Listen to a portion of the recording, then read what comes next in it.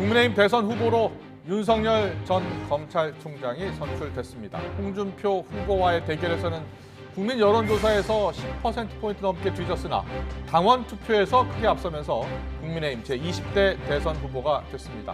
이로써 민주당 이재명 후보를 비롯해 주요 정당의 내년 대선 후보가 모두 선출됐습니다. 잠시 뒤 전문가와 함께 이번 국민의힘 경선 결과를 자세히 분석하고 내년 대선 전망도 함께 짚어보겠습니다.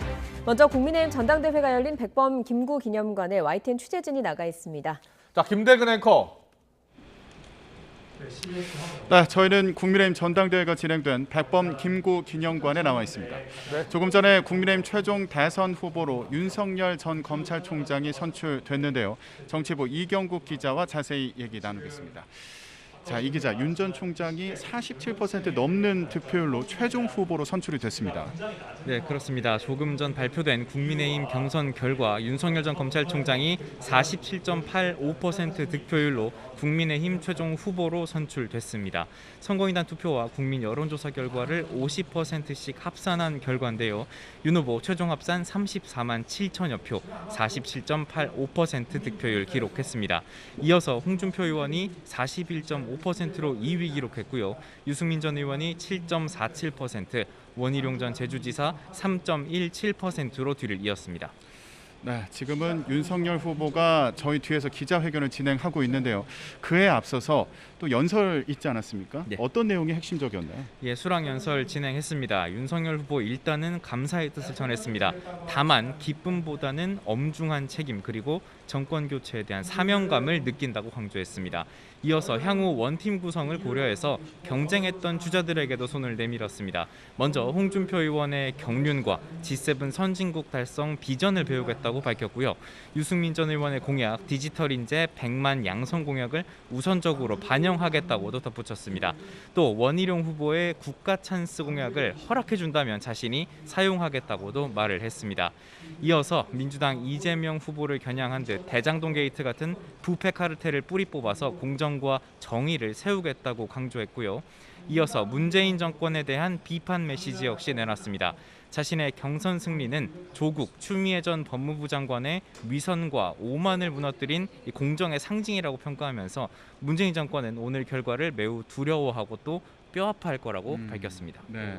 그리고 지금 기자회견장에서는 김종인 전 비대위원장을 영입할 건지 앞으로 어떤 계획이 있는지 묻는 질문이 있었는데 도와주실 것으로 생각은 하고 있는데 일단은 선대위 구성은 좀 더 여러분들과 또 여러 당 관계자들과 깊이 논의를 해서 구성하도록 하겠다 이렇게 답변을 하면서 즉답은 피한 것으로 보이는데요.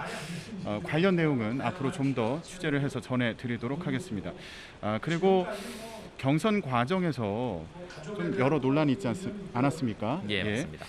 그런데 광주 방문 계획이 있느냐 이런 질문도 있었는데 이와 관련해서는 1박 2일 정도로 곧 예. 일정을 발표하겠다 이런 답변이 있었습니다. 저희가 기자회견과 관련된 내용은 또 취재가 되는 대로 더 전해드리도록 하겠습니다. 자, 일단 이렇게 윤석열 후보의 메시지와 관련해서 좀 얘기를 해봤는데요. 홍준표 의원의 경우에도 40% 넘는 득표를 얻었지만 2위로 최종 후보는 되지 못했습니다. 어떤 메시지를 내놨는지 좀 알아볼까요? 네, 홍준표 의원 총득표율 41.5% 기록했습니다. 홍준표 의원은 여론조사에서 48.21%를 얻었는데 윤석열 후보를 10%포인트 넘게 앞선 것이 눈에 띕니다. 이 홍 의원은 결과가 나오기 전 만약 후보가 되지 못한다면 경선을 흥행시킨 여기까지가 자신의 역할이라면서 백의종군하겠다는 말을 썼다가 지우기도 했습니다. 마찬가지로 오늘 경선 결과 발표 이후 결과에 깨끗하게 승복한다면서 마지막까지 치열하게 국민 관심을 끌어줬던 역할이 자신의 역할이었다고 짧게 이 소회를 밝히기도 했습니다. 앞으로 어떤 행보를 보일지 주목됩니다. 네.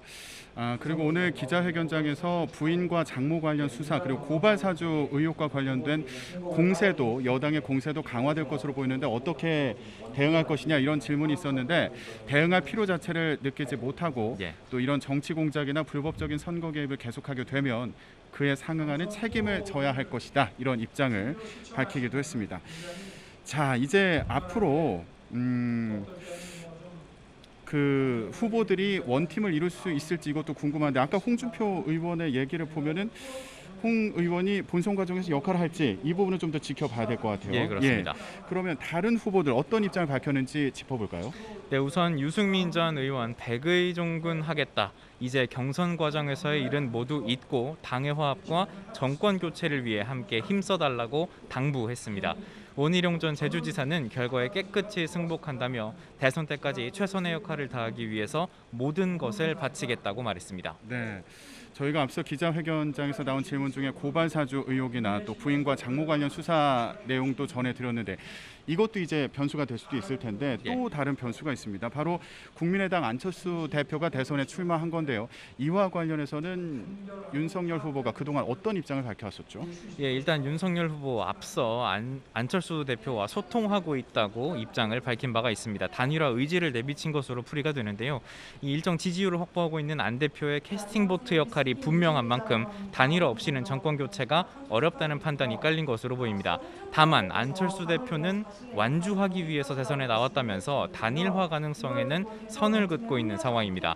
앞으로 윤석열 후보와 안철수 대표의 향후 움직임도 지켜봐야 할 것으로 보입니다. 네, 자 저희가 이렇게 최종 후보 선출 뒤에 변수까지 짚어봤는데요. 조금 뒤에 후보로 선출된 윤석열 전 검찰총장 직접 연결해서 소감과 앞으로의 계획 들어보도록 하겠습니다. 계속 함께해 주시기 바랍니다.